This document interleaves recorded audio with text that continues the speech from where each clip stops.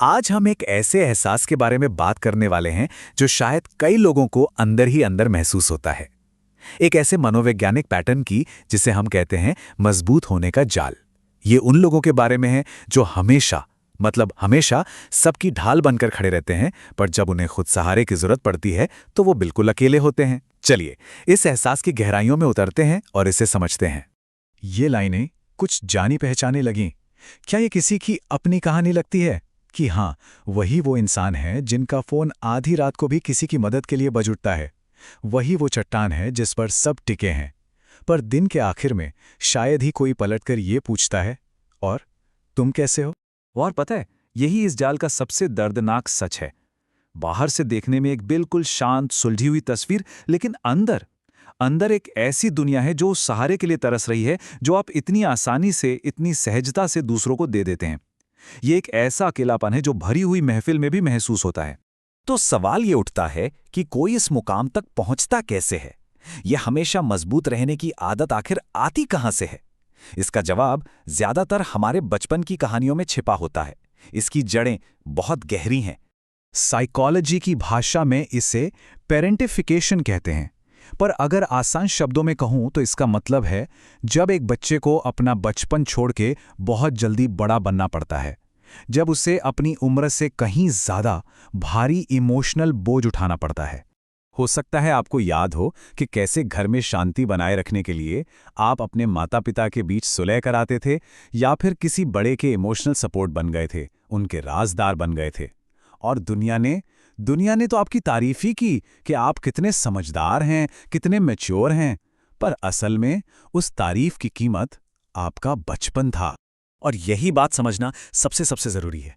वो समझदारी कोई खूबी नहीं थी, वो एक मुश्किल माहौल में टिके रहने का, सर्वाइव करने का एक तरीका था, एक सर्वाइवल स्किल। बहुत छोटी उम्र में ये सीख लिया था कि अगर प्यार और तवज्जो चाहिए तो सबकी मुश्किलें सुलझानी होंगी और अपनी जरूरतों को कहीं गहरे दबाना होगा। तो अब देखते हैं कि बचपन में जिंदा रहने का जो तरीका था वो बड़े होकर कैसे एक भारी बोझ बन जाता है। वो ढाल जो आपको तब बचा रही थी, आज वही आपकी आज़ादी के रास्ते में खड़ी है। क्या अक्सर ऐसा होता है कि मदद मांगने से हिचकिचाहट होती है? क्या अपनी भावनाओं को जाहिर करना एक तरह की कमजोरी लगता है? और जब आप परेशान होते हैं तो क्या आप भी बस चुपचाप सबसे दूर हो जाते हैं? अगर हाँ, तो आप अकेले नहीं हैं। ये उसी बचपन के पैटर्न का असर है जो आज भी चल रहा है। इस स्लाइड पर लिखी बात बहुत गहरी है, इसे जरा समझिए। मुश्किल से मुश्किल हालात में भी जो शांत रहने की आदत है, जिसे दुनिया ताकत समझती है, वो असल में आपके नर्वस सिस्टम का एक ऑटोमेटिक रिस्पॉन्स है। वो हमेशा एक इमरजेंसी के लिए तैयार रहता है, और ये हाई अलर्ट मोड आपको अंदर से धीरे धीरे खत्म कर रहा है। और हमेशा इस हाई अलर्ट मोड में रहने की, हमेशा सबका सहारा बने रहने की एक बहुत बड़ी कीमत चुकानी पड़ती है, और वो कीमत है गहरा अकेलापन और इमोशनल बर्नआउट।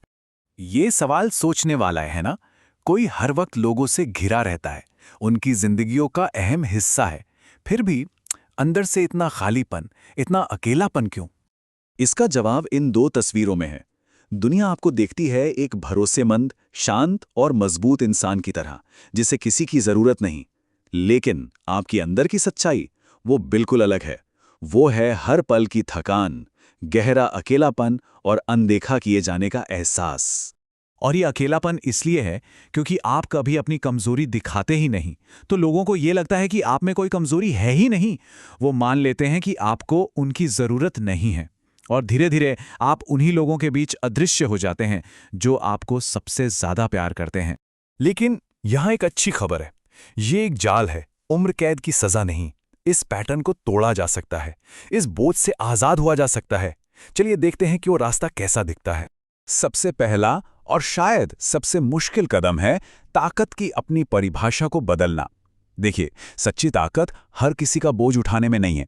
सच्ची ताकत अपनी सीमाओं को पहचानने में है, अपनी जरूरतों को सम्मान देने में है, और हाँ, अपना ख्याल रखने में है। ये सफर छोटे छोटे कदमों से शुरू होता है। पहली बार नहीं कहना सीखें, अपनी जरूरतें जाहिर करें, भले ही शुरू में थोड़ा अजीब लगे। दूसरों को अपनी मदद करने का मौका दें, उन्हें अपनी जिंदगी में आने दें। और सबसे जरूरी, अपने अंदर के उस बच्चे से मिलें जिसे हमेशा मजबूत बनना पड़ा, और उसे बताएं कि अब उसे हर वक्त हीरो बनने की जरूरत नहीं है।